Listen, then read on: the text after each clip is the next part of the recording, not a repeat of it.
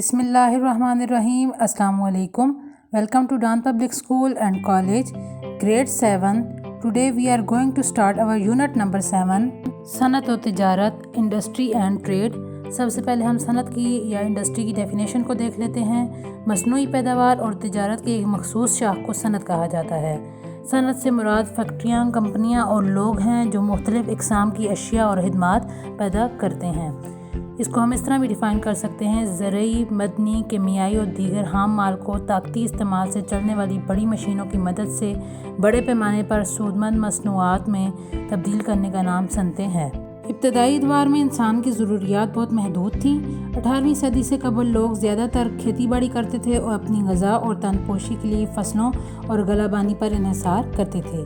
اس وقت روزمرہ استعمال کی چھوٹی موٹی چیزیں ہاتھ سے یا معمولی اوزار سے مقامی طور پر بنائی جاتی تھیں.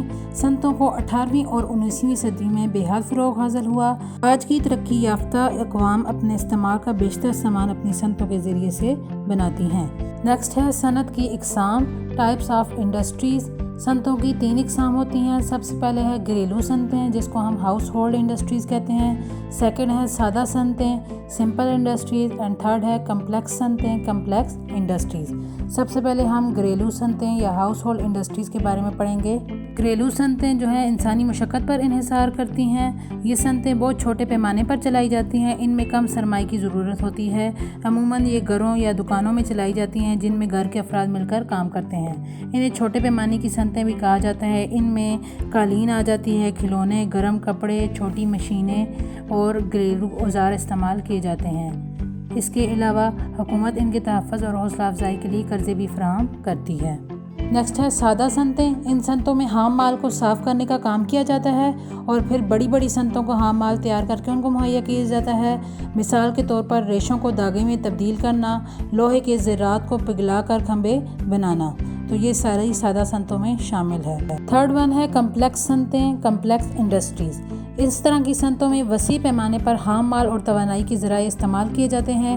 مزدوروں کی بڑی تعداد اور بڑی بڑی مشینیں استعمال کی جاتی ہیں.